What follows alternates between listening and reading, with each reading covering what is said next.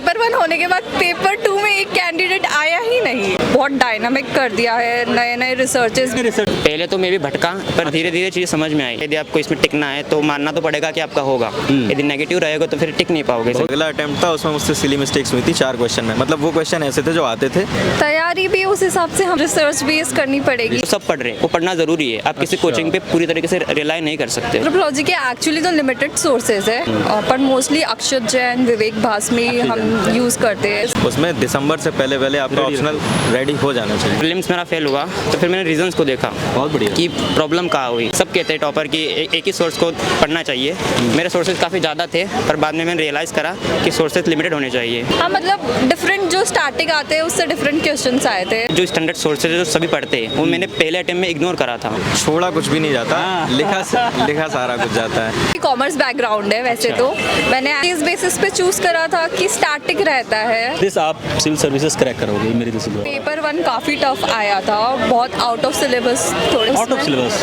हाँ, मतलब डिफरेंट जो स्टार्टिंग आते हैं उससे डिफरेंट क्वेश्चंस आए थे पेपर 1 में। तो पेपर 1 के बाद ऐसा लगा कि पेपर 2 कैसा और टफ आएगा, बट पेपर 2 था हो गया टाइमली पेपर। अच्छा, टाइम पे हो गया? हाँ, हो गया था। एक कैंडिडेट बता रही थी अभी मुझे कैट की तैयारी करनी पड़ेगी, इतनी टफ है। ऐसा तो कुछ नहीं है ना? नहीं, हमारे पेपर 1 होने के बाद पेपर 2 में एक कैंडिडेट आया ही नहीं। इतना ज्यादा टफ था। मतलब मेरा पेपर 1 में ही वो डर गए, उनको लगा कि यार पेपर 1 ही अच्छा नहीं गया तो पेपर 2। Yes, exactly. तो आपकी कैसी परसेप्शन? पहले पेपर अच्छे नहीं गए, मतलब कैसे गए थे पहले वाले? पहले जीएस की बात कर रहे हैं? नहीं, आज पेपर 1। पेपर 1 ठीक था कंपैरेटिवली, नॉर्मेटिव के अकॉर्डिंग। अच्छा, अपना मेंटेन रखा कंपोज। पेपर 2 में भी अच्छा करना है वैसा। मेरा भी कॉमर्स बैकग्राउंड है वैसे तो मैंने इस बेसिस पे चूज करा था कि स्टैटिक रहता है, जो पीवाईक्यू रहते हैं उसके बेसिस पे क्वेश्चन आते हैं। बट अब ट्रेंड चेंज, अब इसमें स्कोर्स कम, बच्चे भी इसके बेसिस पे लेते थे कि स्कोर्स आ जाते हैं, लेकिन अब बहुत डायनामिक कर दिया है, नए नए रिसर्चेस। रिसर्च है काफी। ये तो डेवलपमेंट है, जैसे आपने स्टैटिक बताया, बट ये तो करंट से कुछ चीजें ऐड। करंट्स कम होता था उसमें। मेजरली स्टैटिक से ही रेलेवेंस करते थे हम, जैसे प्राइमेट्स, हिस्ट्री वगैरह रिलेट करके। बट ठीक है, अब चेंज है तो हम भी सबके लिए चेंज है। हाँ, सबके लिए चेंज है। तो आपको क्या लगता है ये जो चेंजेस हो रही है, इस हिसाब से अब तैयारी का जो पैमाना है वो कैसा होना चाहिए? किससे पढ़ना चाहिए? तैयारी भी उस हिसाब से हम रिसर्च बेस करनी पड़ेगी। रिसर्च बेस करनी पड़ेगी। एग्जैक्टली। चैट जीपीटी और इन सब चीज का एआई का यूज करना पड़ेगा क्या? हाँ, वो तो हर सब्जेक्ट्स में यूज होता ही है। अच्छा, तो मतलब आपको इसके लिए हाईटेक होना पड़ेगा। एंथ्रोपोलॉजी की सोर्स के बारे में बताइए, कैसे से पढ़ी थी, कौन सी बुक? एंथ्रोपोलॉजी के एक्चुअली तो लिमिटेड सोर्सेज है, पर मोस्टली अक्षत जैन, विवेक भासमी हम यूज करते हैं। स्टैटिक बुक्स है उनकी, बट अब उसमें भी वो सिर्फ एक स्ट्रक्चर फॉर्म करते हैं। हमें बहुत सारे वैल्यू एडिशन, टॉपर्स, ये सब रिक्वायर्ड रहते हैं। पीवाईक्यू वगैरह की? पीवाईक्यू रहता है ना, वो बुक ही उसी फॉर्मेट पे बनी हुई है, क्वेश्चन आंसर के बेसिस पे। 4th अटेम्प्ट है और सेकंड किस तरह क्वेश्चन थे सर? और लास्ट ईयर की बनस्पत पीवाईक्यू के साथ हम देखें 2024, अगर देखें तो 2024 और 25 के पेपर में कितने डिफरेंस है? पीवाईक्यू जो थीम्स हैं, थीम्स तो रिपीट होती हैं, और पीवाईक्यू क्वेश्चंस मतलब किस तरीके के पूछे जाएंगे वो बताता है। और जो इसमें जो सेकंड पेपर था, इसमें पीवाईक्यूज़ के लिए मतलब वैसा थ्योरी का हम यूज़ नहीं कर पाए जैसा पढ़ते हैं। बहुत ज़्यादा एप्लीकेशन और एब्रैप्ट टाइप के क्वेश्चंस थे, और रिपीटिशन एक ही क्वेश्चन का, एक ही टॉपिक का ज़्यादा था। जैसे नॉन अलाइन मूवमेंट का इसमें काफ़ी ज़्यादा रिपीटिशन था। स्ट्रेटजिक पार्टनरशिप के ऊपर क्वेश्चन थे, और जो ट्रेड वॉर इस टाइम पे चल रहा है अमेरिका और चाइना के बीच में, टैरिफ वॉर जो चल रहा है, उसको लेके एक ही क्वेश्चन के रिपीटिशन काफ़ी ज़्यादा था। कुछ अलग लगा आपको कि इस बार क्वेश्चन पूछने का तरीका और उसके जो क्वेश्चंस के सवाल के जो फ्रेमिंग है, जो इंटेंसिटी है, वो थोड़ी अलग लग रही है? इंटेंसिटी तो हर साल यूपीएससी इवॉल्व होता जा रहा है। वो हर बार पिछली साल से टफ ही करता जाता है अपना लेवल, फ्रेमिंग में, लैंग्वेज में, एप्लीकेशन में भी, और एप्लीकेशन पार्ट पे ज़्यादा ध्यान दे रहा है। नॉर्मल कॉन्सेप्ट्स नहीं पूछता है उसका, मल्टीपल एप्लीकेशन। बहुत बढ़िया। तो क्या पीएसआईआर में ऐसा हुआ कि एप्लीकेशन बेस्ड क्वेश्चन दे रहा है? हाँ, सेकंड पेपर में तो काफ़ी ज़्यादा। तो सबसे ऑप्शनल का सिलेक्शन कई क्राइटेरियाज़ पे डिपेंड करता है। एक तो आपका इंटरेस्ट उस सब्जेक्ट में कितना है, दूसरा उसका सब्जेक्ट मटेरियल कितना अवेलेबल है, और तीसरा उसका से कितना कोइंसाइड करता है सिलेबस। तो पीएसआईआर के साथ ऐसा है कि मतलब एक तो ये थोड़ा लेंदी सिलेबस है इसका, भले इसका मतलब सिलेबस काफ़ी ज़्यादा कोइंसाइड करता है उससे, पर सिलेबस लेंदी है, तो इसमें लेंदी रीडिंग्स भी मांगता है उसी तरीके से। आपने जो थर्ड पॉइंट बताया था कि जीएस पेपर से ओवरलैप करता है, शायद हमको लगता है इसकी वजह से बहुत सारे एस्पिरेंट पीएसआईआर रहते हैं। आप कैसे देखते हैं इसे? तो ये अच्छा ही है एक तरीके से।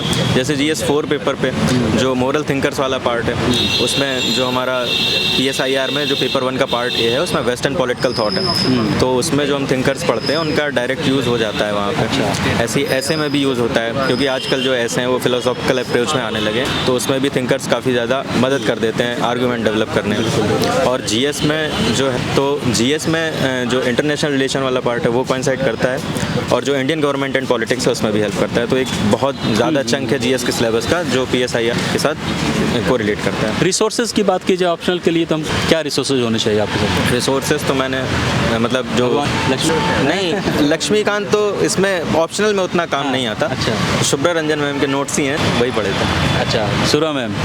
अच्छा, ठीक है।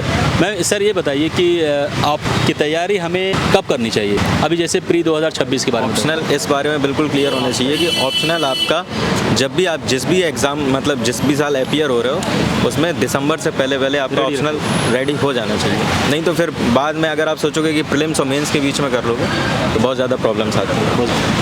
PSIR में कितना वक्त चाहिए? जैसे मैंने शुरुआत की आज से, एज ए ऑप्शनल PSIR हमें कंप्लीट करनी कितना टाइम लग सकता है? अगर बहुत ही दिन मतलब आप मान लीजिए 4-5 घंटे डेली दे रहे हैं, तो उस हिसाब से क्या मतलब कैसा लगता है? तो अगर मतलब बिल्कुल बेसिक से स्टार्ट करके पढ़ रहे हैं तो आराम से 4-5 महीने लग जाते हैं। 4-5 महीने हो जाए? 5 महीने लग जाए, 5 क्योंकि कुछ बच्चे 2026 के हैं, वो उन पर इस चीज़ का असर होगा जो आप कह रहे हैं। सर ये बताइए कि आपके ये कौन से अटैम्प्ट थे? ये मेरा 3rd अटैम्प्ट। इससे पहले कहाँ गए थे? क्या इससे पहले कहाँ तक क्या डेवलपमेंट किया? नहीं, इससे ये पहला मेरा बहुत बढ़िया। इससे पहले प्रीलिम्स नहीं हुआ था दोनों बार। क्यों नहीं हुआ था सर? असेसमेंट तो की होगी आपने? जो पहला अटेम्प्ट था वो मैंने तो ऐसे दे देते हैं लोग। हाँ, ऐसे ही दिया था। जो अगला अटेम्प्ट था उसमें मुझसे सिली मिस्टेक्स हुई थी 4 क्वेश्चन में। मतलब वो क्वेश्चन ऐसे थे जो आते थे और एग्जामिनेशन हॉल के बाहर आप निकले तो पता चला रहा है इसका आंसर तो ये होना चाहिए, मैंने गलती कर दी। मतलब ऐसा ऐसा जाके मिलाया था तो वही हुआ था कि मतलब उनका आंसर मुझे पता था, उनमें जो नीचे डायरेक्टिव होता है ना, उन डायरेक्टिव्स को नहीं सही से पढ़ पाया था मैं, जिसकी वजह से वो गलत हुए थे। सर ये तो सभी के साथ मोर एंड लेस होता है। हाँ, उसमें मतलब कॉन्फिडेंस बट आपको पता तो चल गया कहाँ पे मेरी गलती रही, जिसको आपने नेक्स्ट टाइम सुधारा। राइट। मॉक कितने इंपॉर्टेंट होते हैं सर आंसर राइटिंग के लिए? तो आप PYQs लगाते रहो, और एवेल्युएशन अगर कराना चाहते हो, वैसे एवेल्युएशन भी उनका इतना मैटर नहीं करता कोचिंग्स का, क्योंकि वो लोग भी मतलब एवेल्युएशन कुछ मुझे नहीं लगता कि एवेल्युएशन उनका उस अप टू द मार्क होता है। वो इससे अच्छा आप मॉडल आंसर से ही मिला लो और फिर अपना जजमेंट कर लो। उसके लिए टॉपर्स कॉपी ज़्यादा वो रहती हैं। सेल्फ इवेल्युएशन उससे ज़्यादा आप क्रिएटिव हो सकते हैं, किसी चीज़ को लेके ऐड ऑन कर सकते हैं अपने नोट्स में नई चीज़ें, आपको पता सही चल जाएगा। पता सही से चल जाएगा। बहुत बढ़िया।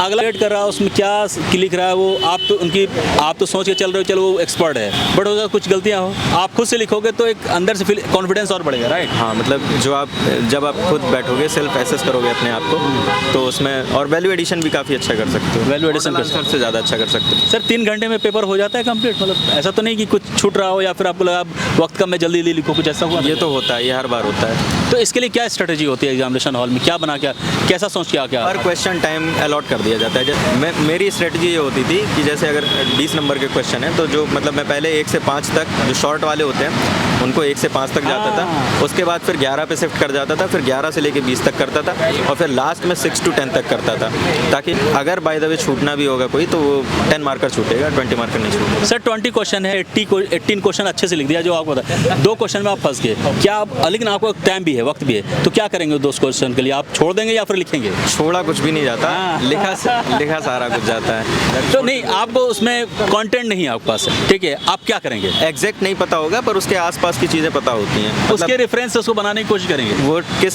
सिलेबस के किस टॉपिक से है, हाँ। उससे भी अगर निकाल लें तो फिर आसपास की चीज़ें और रेफरेंसेस लेके लिखा जा सकता है। Presence of mind examination hall तगड़ी रखनी है ताकि चीज़ों को याद करके बनाने की कोशिश करें। जी, अगर तो काफ़ी ज़्यादा ऐसा हो गया है कि मतलब जो उतना पढ़ के आते हैं उसका यूज़ यहाँ पे उतना नहीं हो पाता, वहीं पे काफ़ी सारी चीज़ें बनानी होती हैं। आंसर्स मोस्टली वहीं पे जनरेट हो रहे हैं जिस तरीके से पेपर आ रहा है। आपके एकेडमिक सर ग्रेजुएशन कौन सब्जेक्ट थे? ग्रेजुएशन मेरी पॉलिटिकल साइंस और सोशियोलॉजी से BA था, और तो इससे फ़ायदा हुआ होगा सर आपके ऑप्शनल में?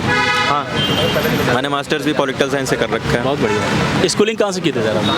मैंने झांसी से की थी। स्कूलिंग कैसे, एकेडमिक में कैसे रहे आप? एवरेज आउटस्टैंडिंग क्या था?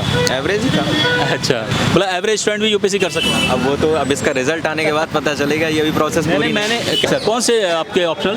हिंदी लिटरेचर ऑप्शन मेरा। हिंदी लिटरेचर क्यों? और क्या ऑप्शन नहीं था आपके पास? हिंदी लिटरेचर क्यों लिया?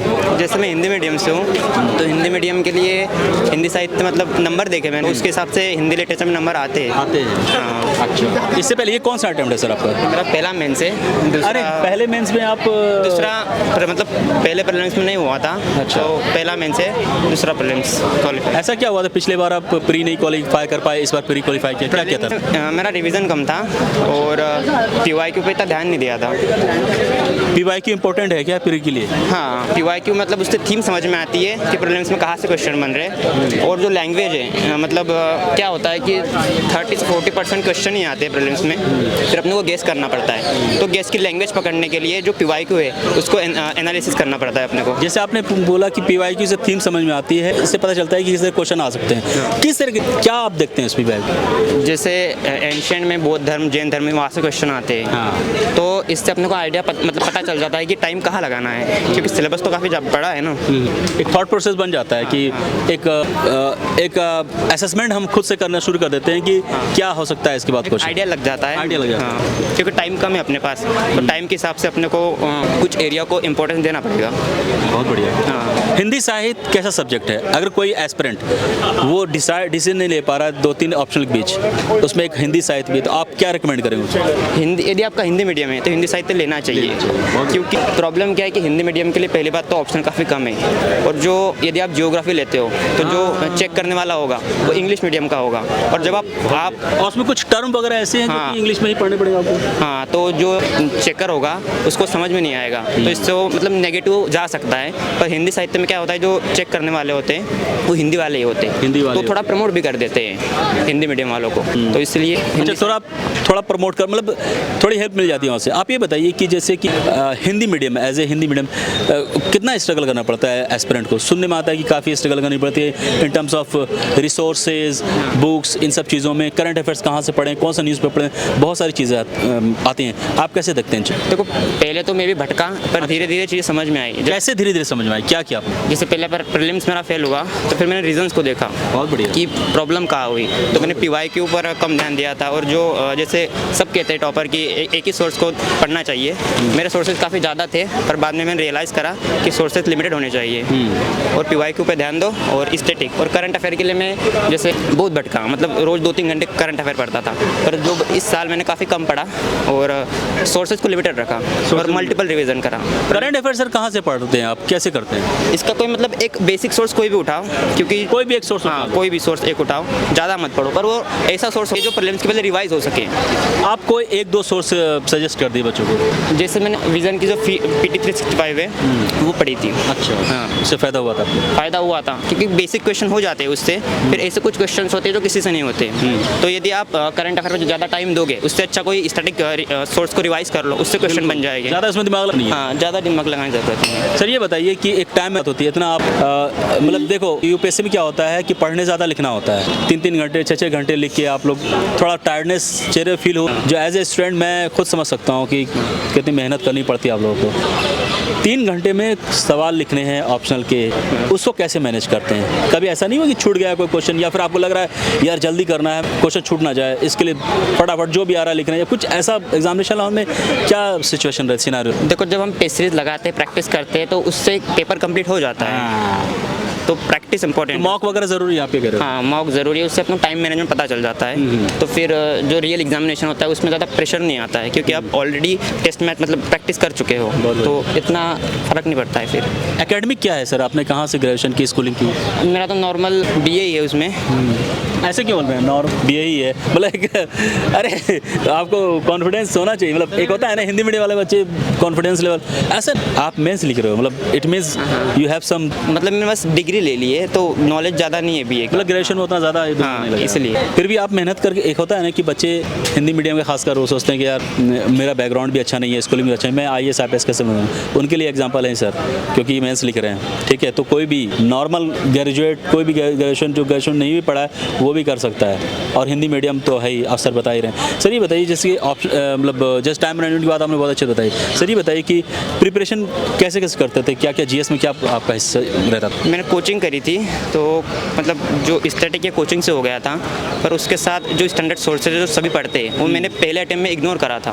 तो क्यों? क्योंकि मैंने पहला अटेम्प्ट था, कुछ पता नहीं था उस टाइम। हाँ, और जैसे लक्ष्मीकांत है, स्पेक्ट्रम है, जो बेसिक जो सब पढ़ रहे हैं वो पढ़ना ज़रूरी है। आप किसी अच्छा। कोचिंग पे पूरी तरीके से रिलाई नहीं कर सकते हो।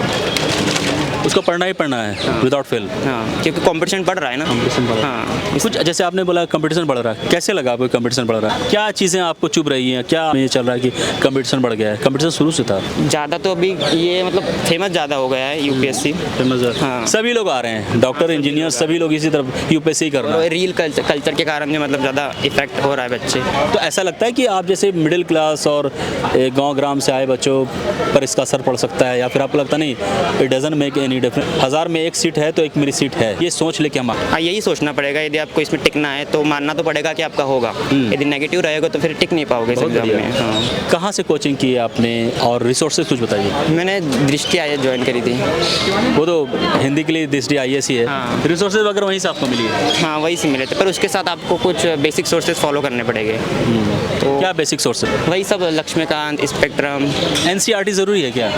हाँ ज़रूर, पर जैसे 2 ही सब्जेक्ट की ज़रूरी है, एक जियोग्राफी की और एक हिस्ट्री की। फिर ज़्यादा दूसरे सब्जेक्ट की ज़्यादा मायने नहीं रखती है। आप नोट्स वगैरह बनाते थे? मैंने नहीं बना। अच्छा। उसी कारण थोड़ी दिक्कत है अभी मेंस में भी। तो नोट्स बनाना हाँ, शॉर्ट नोट्स होने चाहिए, जैसे प्रीलिम्स के पहले आप रिवाइज कर लेते हो, जिससे कॉन्फिडेंस बढ़ जाता है। बढ़ जाता है। और प्रीलिम्स कॉन्फिडेंस का गेम होता है। यदि आप मतलब पढ़ लेते हो एक बार, तो एग्ज़ाम में आपका परफॉर्मेंस बेटर हो जाता है। सर आपका नाम क्या है? मेरा नाम जगदीश महान है। जगदीश, आप सिविल सर्विसेज क्रैक करोगे मेरी दिल से दुआ।